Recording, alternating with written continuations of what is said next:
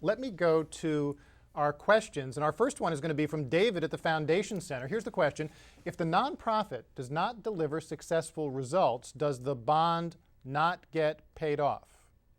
Well, that's exactly what Jeff's describing, right? So the investors are shouldering the risk. They put their capital into the social impact bond at the beginning of the 5-year, 7-year process. That gives the working capital to the nonprofit service providers to deliver the services, the intermediaries helping them, the assessment advisors working with them along the way. But if you get to the end of the time period and the independent assessor says thumbs down, sorry, our pre-agreed performance targets haven't been made, then government doesn't make a payment and the investors don't get their money back and they don't get a return.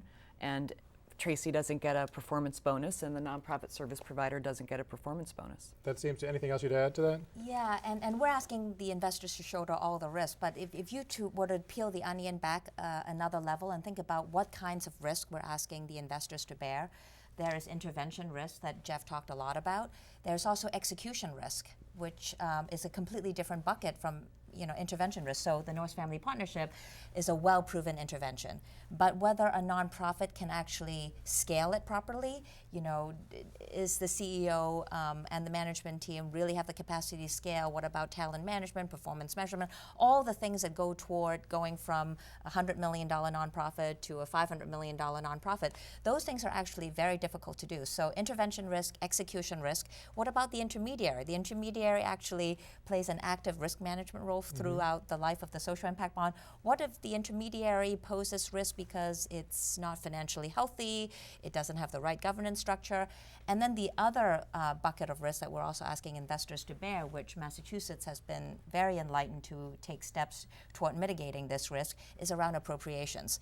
How can we assure investors that when Deval Patrick is, and he has publicly announced that he's not running for re-election, that the next administration is going to honor this obligation made under the Patrick Because it's not like a municipal bond with an earmarked revenue stream from toll roads or something like that. But right. Massachusetts has taken very enlightened step to mitigate that appropriations risk for our investors. But the bottom line to our question was no performance, no pay, everybody's... But it can be a continuous payment. It's not all or nothing. It could be you get half the payment if you move the needle a little bit, but not as much as everyone hoped. Our next question is from Dennis at Global Giving. How should we think about managing multi-stakeholder partnerships whose complexity can increase exponentially with each new stakeholder added? Any lessons learned there? Who'd like to? Is the intermediary, do you want to jump on this one? It is an excellent question. It is hard work managing a diverse set of stakeholders.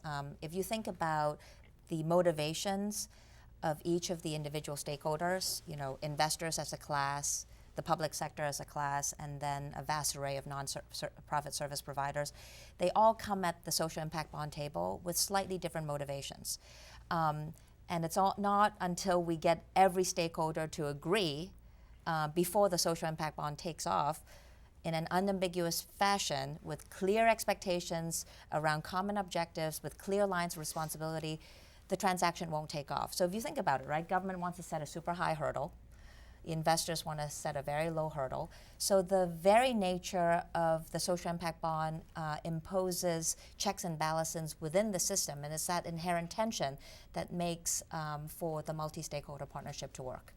I would also say that the complexity is an inherent feature of why this might deliver better results, because right now we have such stovepiped approaches to delivering services. You'll have 8 different funding lines in 8 different agencies, one delivering housing, one doing educational services, all feeding into the same people, and it's no one's job to actually get the individuals over the finish line. And so it's not that this bringing people together here is a transaction cost. It's fundamental to actually getting better performance. It's really what we're trying to do in aligning everybody toward achieving these outcomes. Embracing complexity is part of the answer. You're right, and I like that. The next question, you had something to add? Well, just to say, social impact bonds won't be for everyone. So not every service provider will choose to or be comfortable scaling their program in this way. Not every investor, not every government will choose to bring social solutions to scale in this manner. And so one of the things that McKinsey's done, in addition to preparing the report that we're launching today, is we've developed a set of tools that will help stakeholders do a quick, easy self-diagnostic about, are SIBs right for me? Am I right for SIBs? And then also we created a due diligence tool pack to help intermediaries assess nonprofit service providers think about, is the intermediary bringing the right set of skills, investors look at who's going to be managing their money. And these are tools that will be available at the end of June through the Nonprofit Finance Fund's Pay for Success Learning Hub. They'll be publicly available for free and up online for anyone who needs them, because it's a big question whether or not you want to jump into this sort of multi-stakeholder partnership. And it's good to think about it and understand roles and responsibilities at the beginning of the process. All good points. Our next question is from Cassandra at Calvic Consulting. What do nonprofits need to do to prepare themselves for SIB financing? That's a perfect question. segue. It's a Laura question. Apart from reading the toolkits, they can use and the tools, right? I mean, a nonprofit needs to be able to go to scale in order to succeed inside of a social impact bond. So what are some of the criteria that you would look for in a strong organization? Inside a social impact. That sounds like inside John Malkovich's brain, There like you that go. old movie. You're inside the world of the SIB. Because the social impact bond is really just a supportive structure that brings capital and some other expertise to facilitate the scaling. But all the complexities and challenges of scaling are still there. So you would want a solid management team. You would want familiarity with the intervention that's going to go to scale. And to Jeff's point, understanding what the special sauce is, having the intervention codified, having a set of folks who would be delivering the intervention who are well trained and well prepared and experienced to do that job. You would certainly want to have buy-in and support and relationships within the community where you would be activating the social program. Understanding assessment and having experience using assessment would be necessary to have gotten the program to that level of demonstrated results, but then you would also want to have that ongoing monitoring along the way. Clearly, being able to manage your budget, to manage a project timetable, to be able to take on board constituent feedback as part of your assessment process and as part of bringing in the members of the community and partners who would have to make this successful. A good communications piece to how the nonprofit talks within itself, with its partners and with the community, and then really, I guess, a knowledge management piece where as you're concluding lessons, being able to share that back with the sector. These are all the things you'd want to see, I think, in a nonprofit that's taking any kind of program to scale. I would bet also, just on the communication side, I don't know if either of you have thoughts, but because the earliest ones of these are going to be watched closely, there's a press and political aspect to this, that there'll be a kind of outsized scrutiny on that. Do you guys have any words of wisdom you'd give to folks who are thinking about those challenges? Jeff, you've spoken, I think, quite eloquently on this in terms of different early SIBs might be successful in different ways. There may not be sort of a one-size-fits-all example of a successful SIB. I mean, I think the most important thing to communicate is that some of these are going to succeed and some are going to fail. And we hopefully we'll get 10 or 15 of these up. And so when 10 succeed and 5 fail, people will realize that the overall concept has been successful, and we've developed interventions that, because they've been proven in one state, can now be expanded to 49 others. But there's a risk that a couple of these fail, and people don't understand that these are risky elements of a portfolio, and the concept could get killed off by the first couple failing, even if it's a promising concept. And so I think we have to be very clear that some of these deals are going to fail, so that we have the staying power to learn from the ones that succeed. And think about the following. Suppose we had tested 5 early childhood interventions. And suppose 4 of them failed, but 1 succeeded, and we could take that one that succeeded nationwide. I mean, that would be an incredibly important form of social learning. Right. And yet, in one sense, it looks like 80% failure, but in fact, it's been a huge success. And somehow we have to have people understand that as we're doing this innovation. Right. Any thoughts you wanted to add? No. Yeah, Yes? I just want to emphasize that point, is that it's not a panacea, but if you can get one social issue right, the potential for replication is massive. The McKinsey report writes beautifully about the chronic homeless population, the burdens that it currently poses on the federal and state government, well over $7 billion around remediation spending. And that alone is a massive social impact bond market, well over $1 billion annually, just to address this one population around chronic homelessness. So we shouldn't lose sight of the potential, even if we get one sector right, and by far not a silver bullet for all our social problems. From Kurt, our next question. Are nonprofits the only business forms suitable for SIBs? What about emerging business forms like B Corps or beneficial corporations? Do you want to, have you been talking with the B Corp folks? Do you want to? Okay, all right. Can you explain what a B Corp is? A B Corp is a fantastic new structure in the last 3, 4, 5 years, brought to us by our friends at B Lab, and B stands for benefit. So this is a company, a for-profit oriented company, but in the company charter, in the clear goal of the company, it's not simply to create value for equity owners in the company, but to create value for all members of the community. That includes employees, as well as people sort of living around where the company is operating. This is part of the movement for companies to become more environmentally and socially conscious and focused, to internalize externalities, to be more responsible in terms of their approach to their own governance, et cetera. Social enterprise is a term that you would use, and some social enterprises would choose to qualify themselves as a B corporation. You go online, you fill out the form, you check the boxes that you're meeting a whole set of criteria, and then you live up to a set of promises that you make that you will continue to operate your business in a certain way. So I would say that we believe that the early social impact bonds are most likely to work with nonprofit service providers, because nonprofit service providers are the ones delivering these behavior change interventions that we were speaking about before. B Corps and other social enterprises are often delivering social goods and services. They're delivering bed nets, they're delivering education software, they're delivering a product or a service that's a little bit different, and where market mechanisms, particularly innovative financing vehicles that have come up in the field of global public health or the field of financial inclusion, could be applied. So I think it's possible for, as the B Corp movement evolves and as social enterprises evolve, that I could see a day, right, where they're playing a role in social impact bonds. I would imagine that the earliest SIBs in the next 2 years are likely to be using nonprofit service providers. Any other thoughts on that? Yeah, I think from the government's perspective, as long as it can get the results at once, it doesn't matter whether it's a for-profit provider or a non-profit provider. What the government wants to do is pay for progress in achieving progress against the social problem. And so I think, in some of the, even today, some of the contractors and serving in human services are for-profit, and one could see them being partners in these deals too. Our next question is from Jeff at the Alliance for Effective Social Investing. Here's the question. Does the investor perform due diligence on the service provider, or do they just trust the intermediary? Let me ask the intermediary. Well, the early deals are largely going to be very much deal specific. In other words, we're not going to be using a portfolio approach, and we'll recruit a blind pool of investors where they'll say, we'll trust your intermediary to deploy this capital and invest in social impact bonds. Because and we're talking about the first US transaction right now, very early days for the entire movement.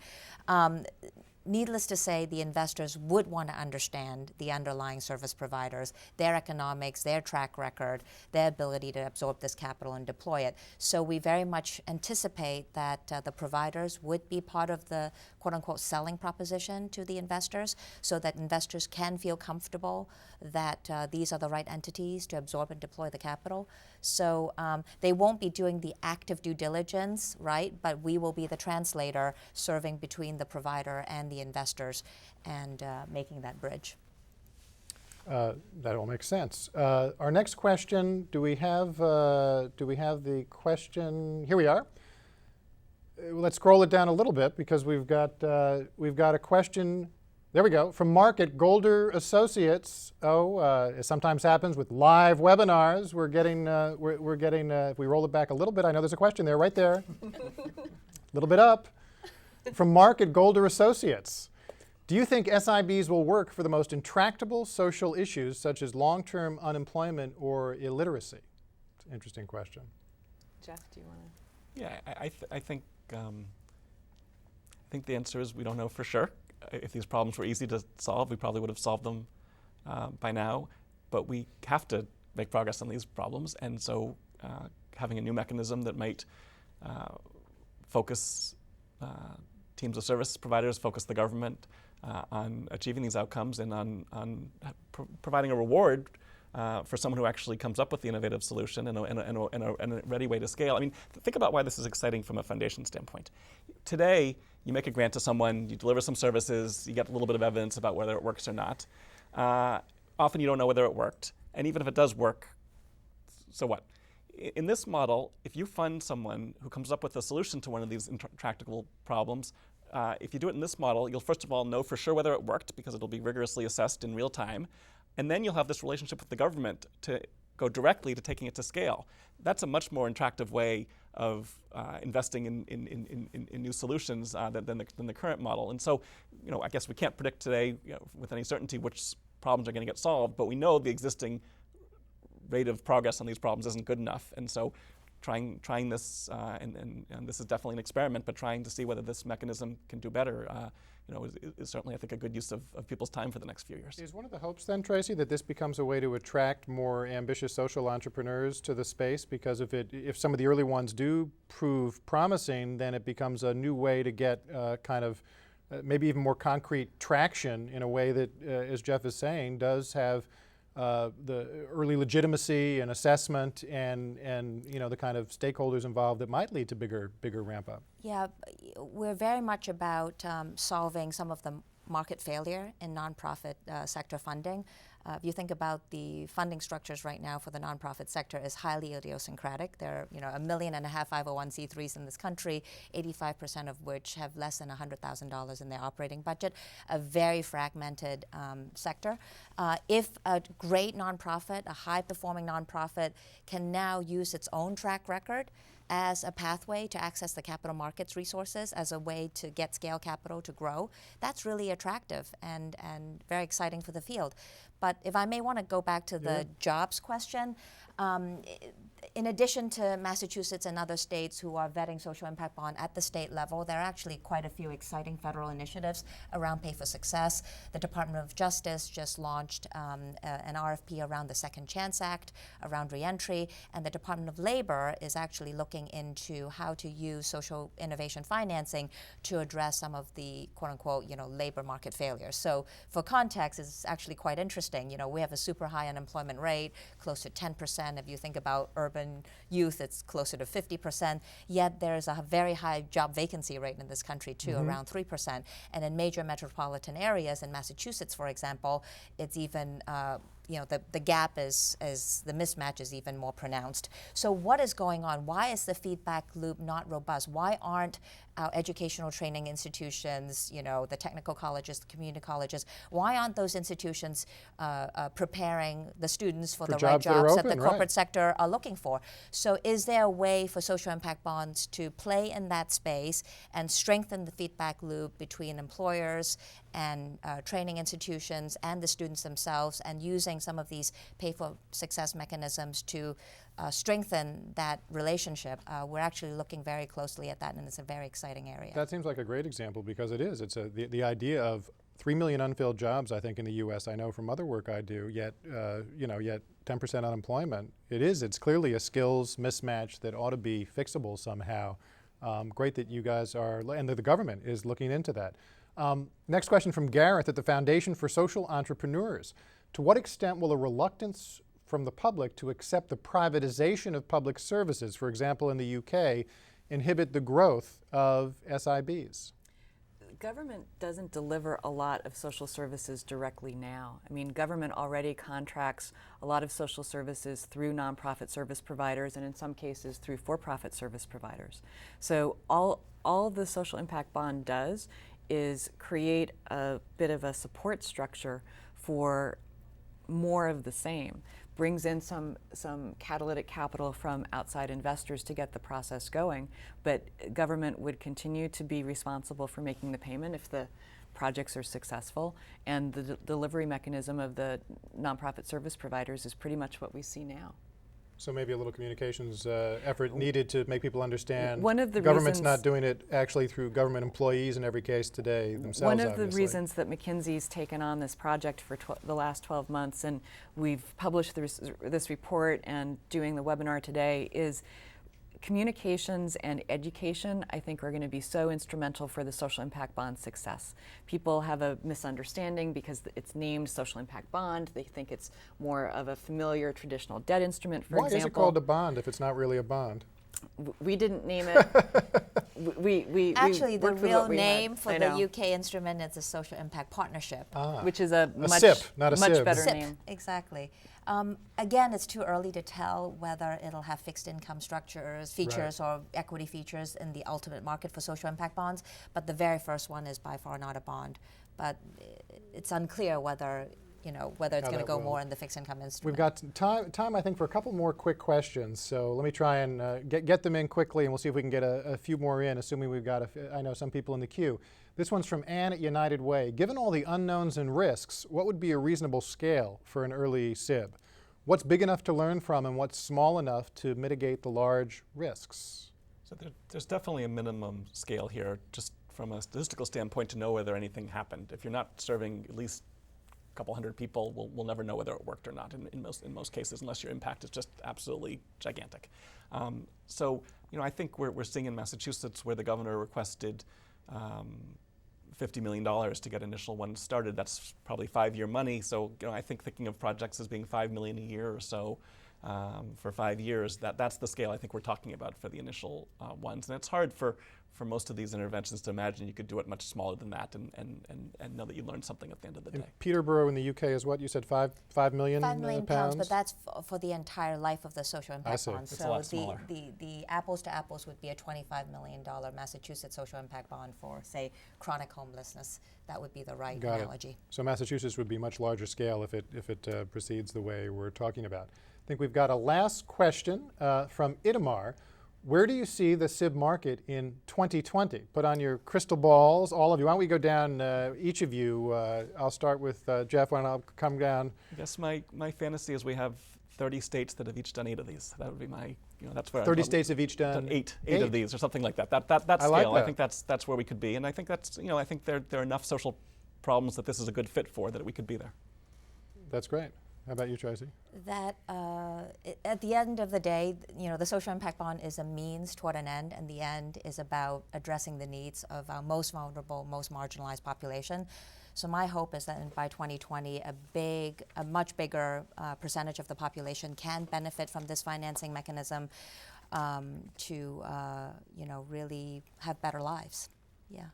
This might be highly optimistic, but we see social impact bonds as part of a bigger conversation, and at some level the narrow end of the wedge for transforming how government does its work. So to the extent that government's much more focused on prevention rather than remediation, is much more focused on scaling up evidence-based programs, is supporting the collection of ongoing assessment and lessons from the programs that they're supporting, that would be, in my mind, the most wonderful result we could see in 2020. Well, we'll be back in 2020 for the follow-up webinar to see actually what happened. What a great conversation. Let me thank Jeff Liebman and Tracy Palandjian, and of course Laura Callanan, one of the authors of the new McKinsey report. We hope you enjoyed our discussion today. We appreciate your questions, and we're sorry if we didn't get to yours, but you can tweet them to @McKinseySociety, #SIB, anytime. And don't forget to check out the full report and be sure to continue the conversation online. Thank you all for joining us, and we'll look forward to more conversation, experimentation, and innovation as the SIB evolution continues. Thanks so much.